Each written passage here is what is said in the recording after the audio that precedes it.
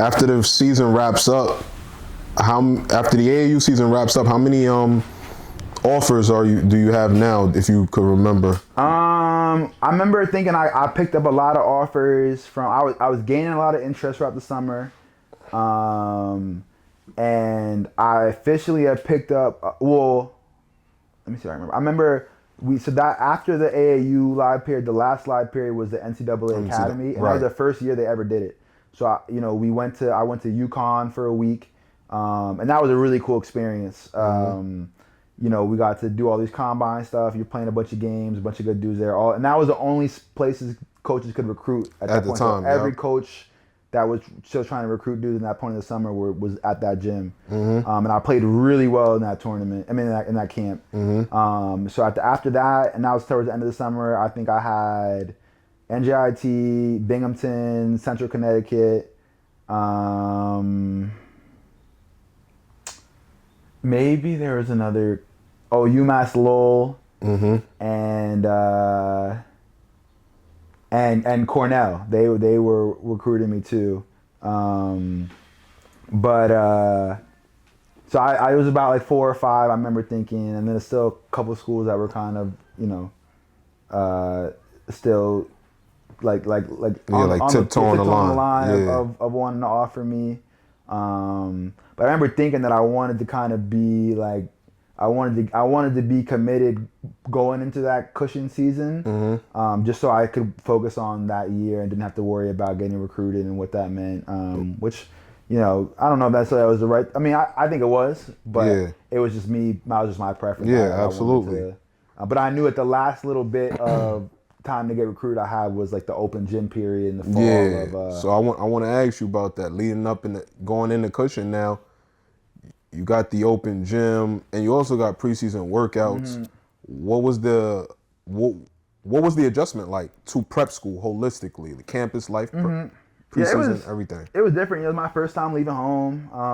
It's weird too, because all my friends are now going to college, and I'm just like still in high school. So there was a little bit of like a weird, like, I felt a little bit like of an, not necessarily outsider, but like I felt a little like I was doing something different than a lot of it kind of didn't, it sat differently with me, but I was excited to be up there. I knew we had a really good squad, like, and that's my first time, like, getting to like live next to a gym, like, and that was my dream. Like, in the city, it's so hard because there's so many kids, there's so much like politics, it's so hard to get in the gym. Like, for me to just be able to like walk 10 feet to go to the gym whenever I want, like get on a shoot away gun, like I was my first time really doing that, like those type of resources, like with a weight room, stuff like that. It was awesome. So I really was able to kind of like geek out over that, and then and now I'm like, oh wait, now coaches like can come to practice and recruit me. Like that was unheard of to me. Yeah.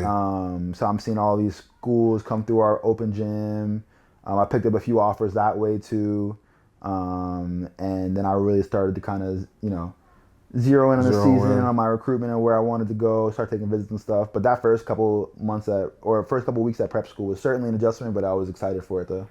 Got you. Take us through your, first take us through how competitive were those preseason workouts and scrimmages, and then take us through your visiting process. What schools did you decide to visit, and what were you thinking when you hit those campuses? Yeah, it was a lot. I mean, our team was really good, that Cushing team.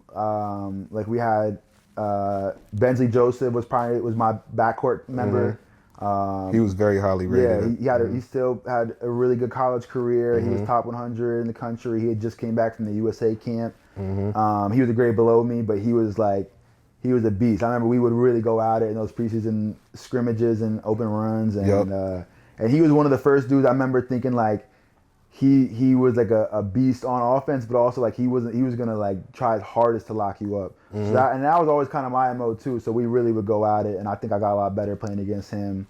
But then also, we had a bunch of really talented dudes. So those are all, that was a lot of fun for me, and I think it was super helpful in me getting better and kind of getting ready for what the NEPSAC and the prep school season was going to be like.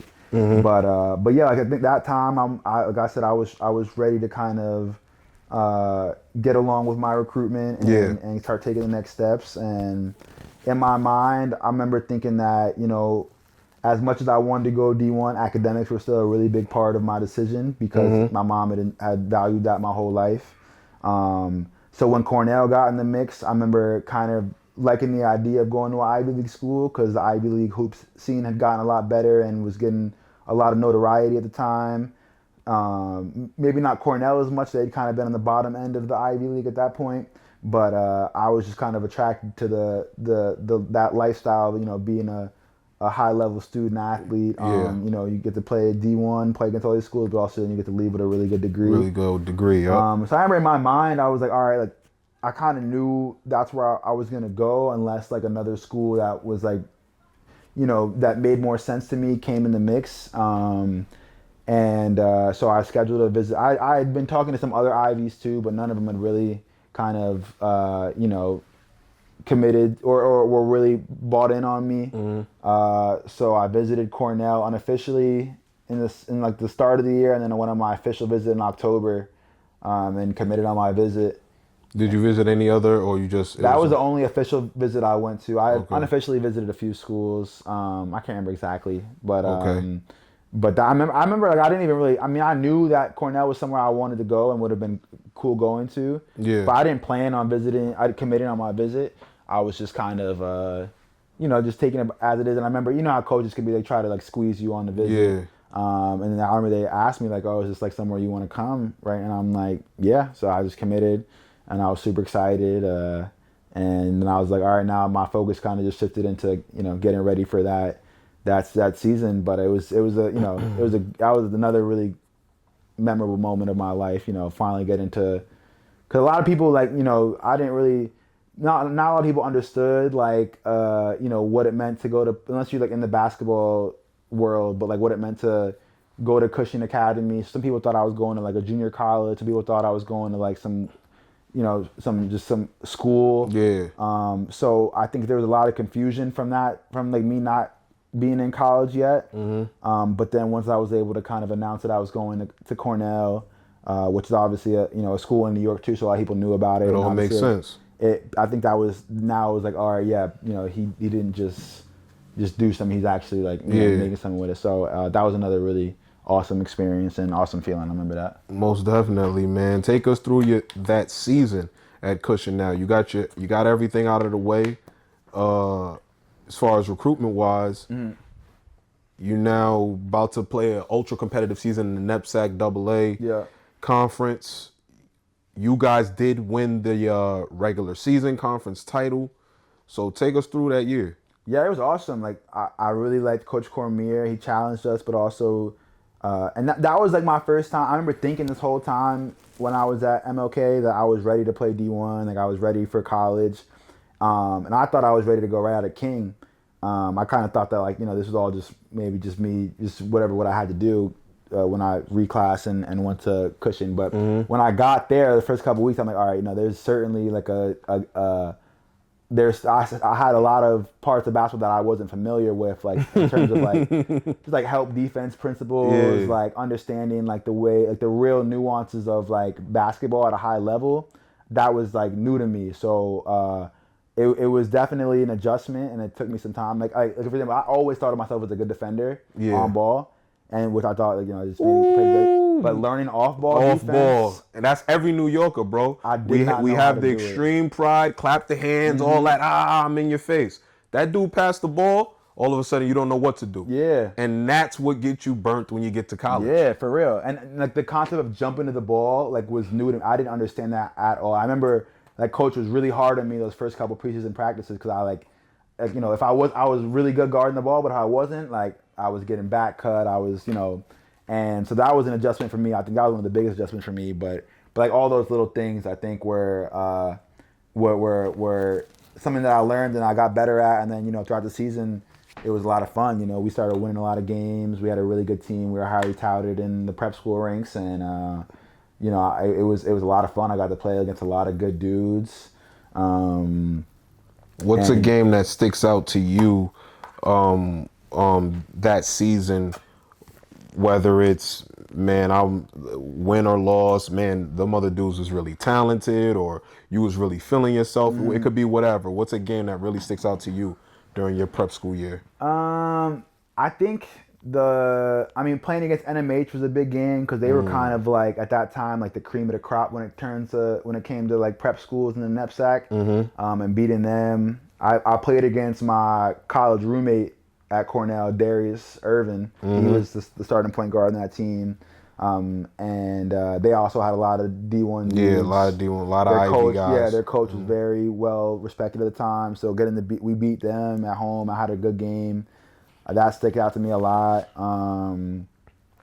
That was probably like from a positive standpoint. I think from more of like a one that stuck out to me, but not necessarily in the best way, was our last game of the season was we lost in the semifinals to Wilbraham and Monson. And that game was crazy because that was, at the time, they had the Filipoiski twins, and they were young. So they were sophomores at the time. Yep. And they were these big, like, lanky dudes that were obviously skilled. And that was when Kyle Filipoiski really started to, like... Yeah, started to blossom. He started to blossom. And that game, we played in the semifinals, and he went nuts. And it was a back and forth game, and we were up 15 at one point, and we're down. Like, it was a crazy game, crazy environment. And I remember we were up 3 with like 3 seconds left to go, and we had 2 free throws to win it, or basically seal it. And I remember we're all excited, like, yeah, we're going to the chip, like, this is what we've been waiting for all season. Yeah. And my teammate, he misses both free throws. Ugh.